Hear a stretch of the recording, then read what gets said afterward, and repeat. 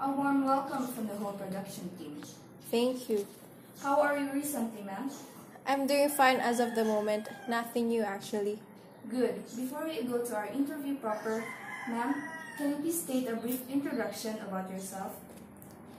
I am Junalou Vicente, 45 years old, from Cagayan de Oro City, Misamis Oriental, and this is my story.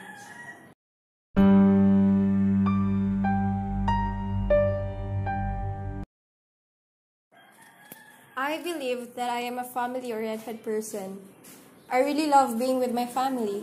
I adore them by how they love me and how I love them back. As the light of the house, I felt like even though my responsibilities as a mother were difficult, I still managed to be better for them, and as a mother, I am able to provide care for them. There's more to just being a mother. You have to be everybody's friend without obligation, not because you were told to so. Loving is a basic action. We have this innate quality within us that makes us become a good person. And if you nurture it, you're open for development and improvement. I may ask, how many are you in the family? We were 4 in the family. My husband and my 2 other daughters. What do you mean by we were 4 in the family? We were already broken. We're very sorry if we have brought this up to you. It's okay. As I said, I am a family-oriented person. And even when they're not around, I still feel their presence and I remember their memories. It's my only way of remembering them, and those were some good ones. What were these memories? My husband, I believe, is an ideal man. He was adored by everyone. He's a good father to my 2 daughters, and he's very kind to me. He showed us respect we all deserved, and he showed us care and compassion whenever we need his guidance and help. He was never afraid to try all kinds of things. That's why, as a current mayor that time, he ran for another term. People in our city believed that he was fit for the position. He had the qualities of a leader: religious, smart, friendly, approachable, competent, and kind. Unlike other politicians, some are corrupt and unjust. They would do everything to protect their image and destroy others' reputation. They only think about themselves. This is why in our country, some journalists' lives get threatened when they release or expose true information and when they do not release fake information. Little did we know, his travels started from the day false rumors were spread.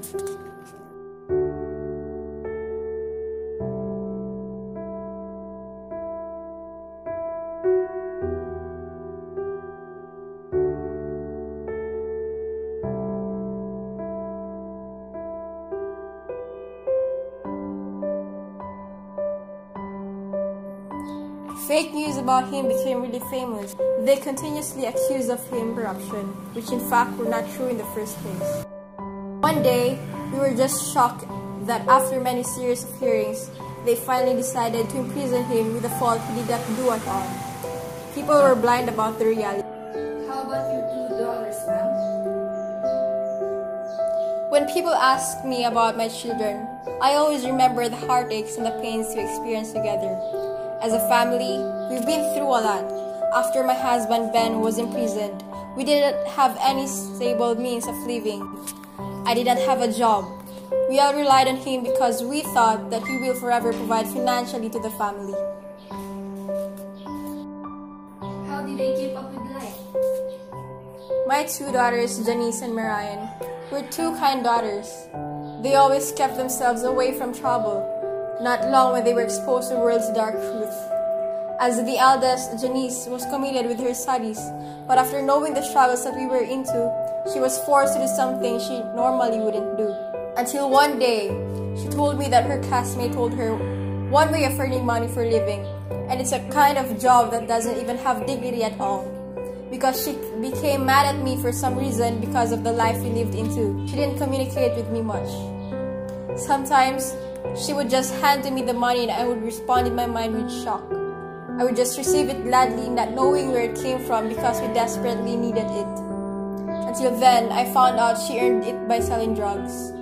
She sold drugs for her friend. I didn't know that it was her source of living, the family's source of living.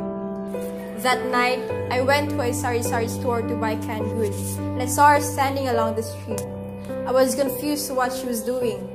As I approached, I saw two men approach her, and with no hesitation, they grabbed a gun and shot her right in front of me.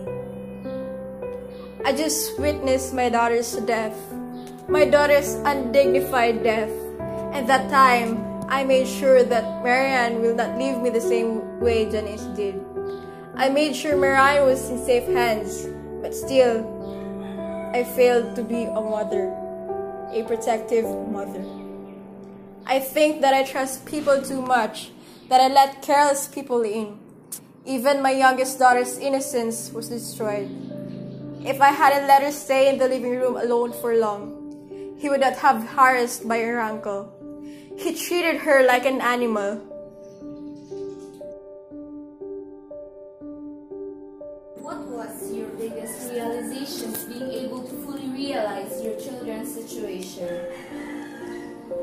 Focusing on the negative side, I think that I failed my responsibilities as a mother.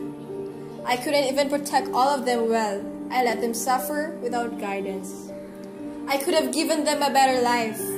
Back to the last war incident, we were like complete freaks with me and my daughters. We were running away.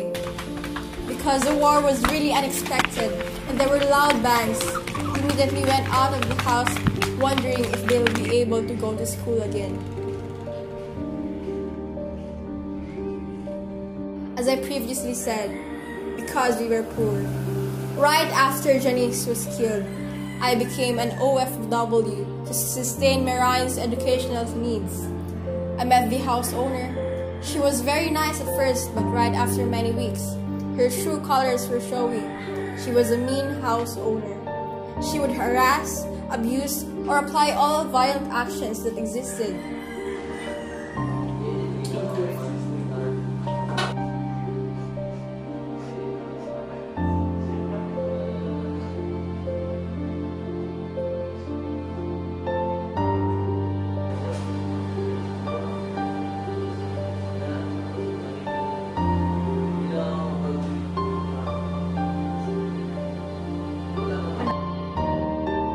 Being able to undergo these experiences in your life, ma'am, do you believe there is still hope to mend the broken pieces of the past?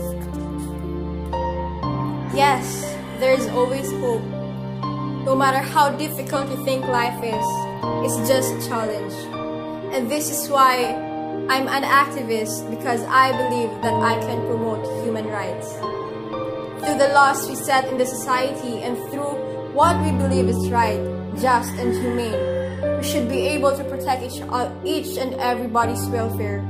As an activist, I have used my experiences as motivation to become an advocate for others through different programs. I know that there are certain parts of my past that cannot be replayed.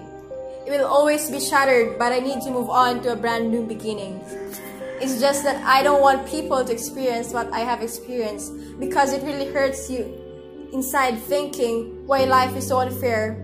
So through the promotion of these rights, we can build an even humane society to live in.